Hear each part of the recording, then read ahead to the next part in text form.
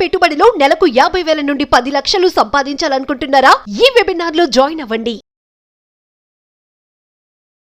Hi hello నమస్తే welcome back to Suman TV. ప్రస్తుతం స్టూడియోలో ఉన్నారు social activist international speaker Paul Emmanuel గారు. నమస్తే సార్. నమస్తే అండి. సార్, ఇప్పుడు ఈ కోల్కతా ఇన్సిడెంట్ పైన ప్రెసిడెంట్ ద్రౌపది ముర్ము మేడం స్పందించారు. అంటే మహిళల పట్ల జరుగుతున్నటువంటి అరాచకాలకి మనం ఇక్కడ అడ్డుకట్ట వేయాలి, ఇండియా ఇప్పటికైనా మేల్కోవాలి అని చెప్పేసి ఆయన ఆ మాటలో చెప్పారు. ఇంకోటి ఏంటంటే మహిళలు దేని ఎదిరించలేరు, వాళ్ళకి తక్కువ సామర్థ్యం ఉంటుంది, వాళ్ళు తక్కువ తెలివైన వాళ్ళు, అంత తెలివిగా ఉండలేరు, సమాజంలో నడవలేరు వాళ్ళు అనుకునే వాళ్ళ మైండ్ సెట్ ఏదైతే ఉందో అది కౌంటింగ్ పెరిగిపోయింది. అలాంటి వాళ్ళ మైండ్ సెట్ లో మహిళలు అనేవాళ్ళు ఒక ఆట వస్తువు అనేది ధోరణి కనిపిస్తుంది. వాళ్ళ కౌంటింగ్ కూడా అదే పనిలో ఉంది అని చెప్పేసి ముర్ము గారు అన్నారు. దీన్ని ఎలా చూడొచ్చు అంటారు? అంటే వాస్తవానికి ఇప్పుడు భారతదేశంలో ఉమెన్ ఎంపవర్మెంట్, ఇప్పుడు పశ్చిమ బెంగాల్ ముఖ్యమంత్రి Mamata Banerjee, she is a lady. మన ఇండియన్ ప్రెసిడెంట్ ద్రౌపది ముర్ము గారు కూడా లేడీ. ఈరోజున లేడీస్ అన్ని చోట్ల కూడా రాణిస్తున్నారండి. ఈవెన్ పైలట్స్గా ఉన్నారు, ఆస్ట్రోనాట్స్గా ఉన్నారు. ప్రపంచవ్యాప్తంగా చాలా వరకు మంచి ఒపీనియన్ స్త్రీల మీద ఉంది, అన్నీ సాధించగలుగుతామని. కొన్ని ప్రాంతాల్లో అయితే బస్ డ్రైవర్స్గా ఉన్నారు, ఆటో డ్రైవర్స్గా ఉన్నారు, అన్నీ చేయగలుగుతున్నారు. కానీ మన భారతదేశంలో కొన్ని మూఢనమ్మకాలు, సూపర్ స్టిషన్స్ ఏదైతే ఉన్నాయో ఆది నుంచి కూడా స్త్రీ మీద ఆ డామినేషన్ ఉంది. అదే పశ్చిమ బెంగాల్లో ఒక సాంఘిక దురాచారం గురించి మనందరికీ తెలుసు. అదే సతీ సహగమన సాంఘిక దురాచారం. భర్త చనిపోతే భర్త చేతిలో బారిని కూడా పెట్టేయడం అనేటువంటిది. సో అటువంటి కల్చర్ నుంచి చాలా వరకు ఇండియా ఈరోజు డెవలప్ అయింది. ఈరోజు చాలామంది స్త్రీలు వాళ్ళు మినిస్టర్స్గా, పాలిటిక్స్లోకి వస్తున్నారు, సైంటిస్టులుగా ఉంటున్నారు, డాక్టర్స్గా ఉన్నారు. ఇటువంటి ఆలోచన చాలా అమానుషం అండి. ఎప్పుడైనా సరే స్త్రీ బలహీనరాలుగానే చాలామంది చూస్తున్నారు ఈ రోజున. కాబట్టి నేను అనుకోవడం ఏంటంటే ఆ యొక్క ఉద్దేశం మారాలి, స్త్రీలు కూడా ధైర్యంగా ముందుకు రావాలి. సో మేము కూడా అన్ని విషయాల్లో ఉన్నామని చెప్పి వారు ముందుకు వచ్చిన వారు కూడా పోరాటం చేసినప్పుడు ఇటువంటివి అరికట్టబడతాయి. పైగా సమాజంలో కూడా అవేర్నెస్ పెరగాలండి. ప్రతి తల్లిదండ్రులు తమ బిడ్డలకి ఫైట్ చేయాలనేటువంటి ఆ యొక్క ఆలోచన ఇవ్వాలి. మీరు బలహీనులు కాదు, మీరు అన్నీ చేయగలుగుతారనేటువంటి ఆ ధైర్యాన్ని మనం ఇచ్చినప్పుడు ఇటువంటి వాటిని అరికట్టగలుగుతాం. తల్లిదండ్రులు అన్నారు కదా సార్, ఒక క్వశ్చన్ అడుగుతాను మిమ్మల్ని. ఇక్కడ చాలా మంది పేరెంట్స్ మగపిల్లలకి ఏమి జాగ్రత్తలు చెప్పడం లేదు, ఆడపిల్లకి మాత్రం అన్ని జాగ్రత్తలు చెప్తారు. అమ్మ అలా ఉండాలి, ఇలా ఉండాలి, అక్కడికి వెళ్ళొద్దు, ఇక్కడికి వెళ్ళొద్దు అంటారు. అబ్బాయిలకి ఎందుకు చెప్పరు అంటారు? అంటే అబ్బాయిలకు కూడా చెప్పాలి అంటారా, అవసరం లేదు అంటారా? ఎగ్జాక్ట్లీ అండి, ఇద్దరికీ చెప్పాలి. ప్రతి తల్లిదండ్రులు కూడా వాళ్ళకి టీచ్ చేయాలి. సో యవ్వన కాలంలోకి వచ్చిన తర్వాత వారికి గుడ్ టచ్ ఏంటి, బ్యాడ్ టచ్ ఏంటి, సమాజంలో ఎలా ఉండాలి. వాస్తవానికి అవి చెప్పకపోవటం వల్లే, పురుషులకి అవి చెప్పకపోవటం వల్లే స్త్రీని ఎలా సన్మానించాలి, స్త్రీని ఏ విధంగా చూడాలి, స్త్రీని ఎలా సన్మానించాలి, ఎలా గౌరవించాలి అనేటువంటి చెప్పకపోవటం వల్లే చాలామంది యవనస్తులు యవ్వన కాలంలోకి వచ్చేటప్పుడు పాడైపోతున్నారు. సో వారికి ఎప్పుడైతే ఆ ఆలోచన రాగానే వారు దాన్ని సాటిస్ఫై చేసుకోవడం కొరకు ఇటువంటి కార్యాలు చేస్తూ ఉన్నారు. సో ముర్ము గారు ఒక మాట అన్నారు సార్ దీని మీద, కోల్కతా ఇన్సిడెంట్ పైన ఎనఫ్ ఈజ్ ఎనఫ్ అన్నారు. అంటే చాలు, ఇక్కడ వరకు జరిగింది చాలు, ఇక ముందు ముందు మహిళల పట్ల ఇలాంటి ఘోరమైనవి జరగకూడదు అని చెప్పి ఆవిడ చాలా హార్ట్ఫుల్ గా అన్నారు ఆ మాట, ఎనఫ్ ఈజ్ ఎనఫ్ అనేసి.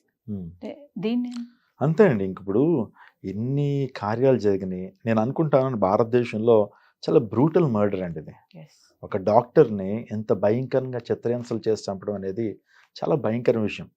సో ఇప్పటి వరకు జరిగిన చాలు, ఇక నుంచి జాగ్రత్త పడాలి, ప్రభుత్వాలు జాగ్రత్త పడాలి, ఆ తర్వాత మహిళా సంఘాలు జాగ్రత్త పడాలి, మొత్తం గవర్నమెంట్ కూడా ముందుకు రావాలి, ప్రత్యేకమైన చట్టాలు చేయబడాలి.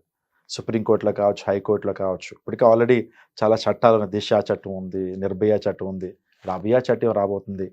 దాన్ని సమర్థవంతంగా ఇంప్లిమెంట్ చేయాలి. సో ప్రాపర్గా దాన్ని ఇంప్లిమెంట్ చేయాలి.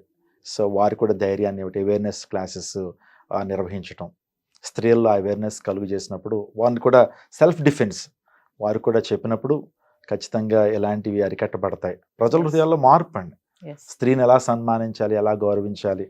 సో వాళ్ళు కూడా తల్లి ఉంటుంది, చెల్లి ఉంటుంది, అక్కలు ఉంటారు. సో అందరిని అలా చూడాలనేటువంటి ఆలోచన. మోరోవర్ మీడియా ప్రభావం కూడా ఈ రోజున చాలా భయంకరమైనటువంటి మూవీస్ అండి. ఈ రోజున నెట్ఫ్లిక్స్లో కావచ్చు, వీటిల్లో వచ్చేటువంటి ఆ యొక్క వెబ్ సిరీస్ ఏదైతే ఉన్నాయో భయంకరమైనటువంటి అశ్లీలత, భయంకరమైనటువంటి సెక్సువాలిటీ, డబుల్ మీనింగ్తో కూడినటువంటి ఆ మాటలు మీడియాలో కూడా అవి ఎప్పుడైతే తగ్గుతూ ఉంటాయో ప్రజల్లో ఆలోచన తగ్గుతుందండి. వాస్తవానికి మూవీ చూస్తూ ఉన్నప్పుడు, కొన్ని వెబ్ సిరీస్ చూస్తున్నప్పుడు డైరెక్ట్గా చూపించడం, Hmm. డైరెక్ట్గా ఆ రేపులు చూపించడం, అది యవనస్తుల మీద, వారి సైకాలజీ మీద పడుతుంది. Yes. పడినప్పుడు ఏదైతే మనిషి చూస్తాడో వాడు చేయడానికి ఇష్టపడతాడు. అవే ఆలోచనలు ఉంటాయి. సో సందర్భం వచ్చినప్పుడు చేస్తే ఏముందలే అనే ఆలోచన. మోరోవర్ మన భారతదేశంలో కూడా చట్టాలు కూడా త్వరగా శిక్షించేటువంటి విధానాలు లేవు. లేవు. అందుని బట్టి ఈజీగా తప్పించుకోవచ్చులే, Yes. డబ్బు ఉంటే తప్పించుకోవచ్చు అనేటువంటి ఆ మైండ్ కూడా చాలా మంది బడా వ్యక్తుల్లో ఉంది. Yes. ఇప్పుడు చూడండి, బడా వ్యక్తులు ఉంటారు, వాళ్ళ పిల్లలు ఉంటారు, వాళ్ళు తప్పులు చేస్తూ ఉంటారు, వాళ్ళ నాన్న సమర్థిస్తుంటాడు. సో మొన్న పూణేలో జరిగినటువంటి యాక్సిడెంట్ మనకు తెలుసు. సో ఇంచుమించు 250 కిలోమీటర్ స్పీడ్లో వచ్చి కొట్టాడండి Yes. పాషే కార్తో. వెంటనే ఏం చేయగలిగారు? ఆ వ్యక్తి మైనర్ అని చెప్పి కొంత ఇంపోజిషన్ ఇచ్చి, బాబా ఇంపోజిషన్ రాసే అని వాళ్ళ నాన్న వెళ్ళి మొత్తం డబ్బు పే చేసేటప్పటికి విడిచిపెట్టేశారు ఆ అబ్బాయిని. కానీ ఎవరైతే చనిపోయారో పాపం ఆ ఇంటికి ఆధారం అండి వాళ్ళు. Yes. ఎంత బాధాకరం అంటే తల్లిదండ్రులు దొర్లు ఏడ్చారు, మా బిడ్డల్ని ఎలా తీసుకొస్తారు. కానీ చాలా సింపుల్గా ఆ కేసు నుంచి బయటపడ్డారు. ఇంత కారణం ఏంటి తెలుసా? డబ్బు. డబ్బు. డబ్బు ఇచ్చేసి నిజంగా చట్టాన్ని కొనేశారు. Yes. ఇలాంటివి అరికట్టబడిన అందరినీ సమాన దృష్టితో చూసినప్పుడు, ఆ వ్యక్తి ఎమ్మెల్యే కొడుకైనా, ఎంపీ కొడుకైనా, మినిస్టర్ కొడుకైనా, చట్టం అందరికీ సమానమే Yes. అనేటువంటి భావంతో ముందుకెళ్ళినప్పుడు దేశం సుభిక్షంగా ఉంటుంది. నిజంగా ఎలాంటి అరాచకాలు జరగవు. నిజంగా అందరికీ సమపాలన, అందరికీ సమన్వయ పాలన జరుగుతుంది. లేదా శిక్ష అనేది వెంటనే పడితే భయం అనేది ఉంటుందంటారా? అంటే శిక్ష వెంటనే వెయ్యట్లేదు కాబట్టి భయం లేదు, ఇలా జరుగుతున్నాయి అంటారా సంఘటనలు? ఖచ్చితంగా అండి. ఇంకొకటి ఏంటంటే ఇండియాలో పాపులేషన్ ఎక్కువ. మోరోవర్ శిక్షలు భారతదేశంలో త్వరగా పడవు. ఇంచుమించు కసబ్ గురించి మనం ఆలోచించినప్పుడు, కసబ్ వచ్చి ఆ యొక్క AK-47 రైఫిల్స్ తీసుకుని అంత భయంకరంగా కాలుస్తున్నా సరే, ఆ వీడియోలు ఉన్నా సరే, it has taken lot of time. Yes. చాలా టైం తీసుకున్నారు. నిజంగా ఆ వ్యక్తికి ఉరేయటానికి చాలా రోజులు తీసుకున్నారు. సో నా ఉద్దేశం ఏంటంటే, ఖచ్చితంగా CBI లాంటి వాళ్ళు సమగ్రమైనటువంటి ఆ యొక్క దర్యాప్తు చేసి దోషులను త్వరగా శిక్షించగలిగితే మరొకరు చేయడానికి భయపడతారండి. ఆల్మోస్ట్ ఇప్పుడు ఈ వ్యక్తి ఇంచుమించు 20 years తర్వాత శిక్ష పడింది అనుకోండి, అప్పటికి ఏజ్ అయిపోతుంది. Yes. యవనకాలంలో చేస్తున్నాడు, ఇంచుమించు 60sలో పడితే ఆల్మోస్ట్ ఈ దినాలన్నీ బతుకుతున్నాడు కదా, హ్యాపీగా ఉంటున్నాడు. ఫోన్లో ఆ టైంలో చచ్చిపోతే ప్రాబ్లం ఏంటి అనేటువంటి ఆలోచన కూడా దోషులు కలుగుతుంది. సో ఫైనల్గా చూసుకుంటే మరి మహిళల పట్ల జరుగుతున్నటువంటి ఇలాంటి కార్యాలకి అంటే ఇంకా ఎలాంటి చట్టాలు వస్తే బాగుంటుంది అనుకుంటున్నారు? ఇప్పటికీ వస్తున్నాయి కానీ ఎక్కడ మార్పు లేదు.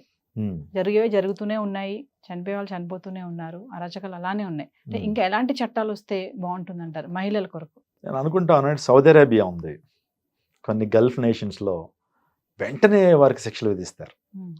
ఎవరైనా ప్రాస్టిట్యూషన్ చేసినా లేకపోతే ఇలాంటి రేప్స్ చేసినా సరే వాళ్ళు బహిరంగ తీసుకొచ్చి హ్యాంగ్ చేసేస్తారు, బహిరంగ తీసి తలలు నరికేస్తూ ఉంటారు. అందును బట్టి ఆ దేశాల్లో ఒకంత జరుగుతాయి కానీ ఇంత ఎక్కువ జరగట్లా. భారతదేశంలో కూడా చట్టాలు బాగున్నప్పుడు మనిషి హృదయం మారాలండి. మనుషులు తనకు తానుగా ఆలోచన చేయగలగాలి.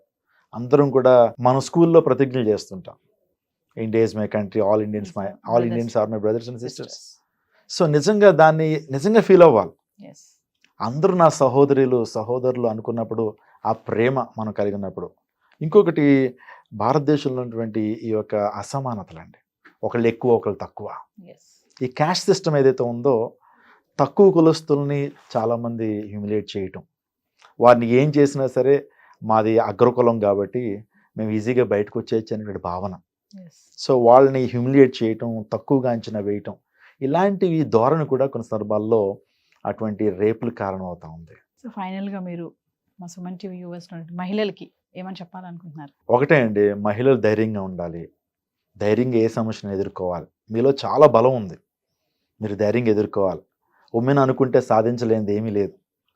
సో ఆ యొక్క డెలివరీ అవుతున్నప్పుడు ఎంత పెయిన్ ఉంటుంది ఆ తల్లికి. వాస్తవానికి 25 bones ఎట్ ఏ టైం విరిగిపోతే ఎంత పెయిన్ వస్తుందో ఆ ప్రసవించే టైంలో, ఆ డెలివరీ టైంలో అంత పెయిన్ ఉంటుందట. చాలా సహనం స్త్రీ కలిగి ఉంటుంది, ఆమె అనుకుంటే ఏదైనా సాధించగలుగుతుంది. కానీ ఇటువంటి విషయాల్లో మీరు చుట్టూరు ఏం జరుగుతున్నాయో మీరు అబ్జర్వ్ చేయండి. ఇటువంటి ఒంటరిగా ప్రయాణం చేస్తున్నప్పుడు చుట్టూరు కూడా చూసుకోండి, పరిస్థితులను కూడా మీరు అబ్జర్వ్ చేయండి. ఆ ఎక్స్పోజర్ మీరు కలిగి ఉండండి, తద్వారా సమస్యను మీరు అరికట్టగలుగుతారు. ప్రభుత్వం కూడా చాలా మంచి ఉద్దేశంతో స్త్రీలకు సపోర్ట్ చేస్తూ ఉన్నారు. సో 100 ఎప్పుడు కూడా అందుబాటులో ఉంది. దిశ పోలీస్ స్టేషన్స్ ఉన్నాయి. పోలీస్ వారు ఎప్పుడు కూడా అందుబాటులో ఉన్నారు కాబట్టి వాళ్ళని ఉపయోగించుకోండి, తెలివిగా, స్మార్ట్గా ఉండాలి. ఒక మత గ్రంథంలో ఏ విధంగా ఉంటుంది ఏంటంటే, పాములు వలె వివేకంగా ఉండండి అని అంటారు.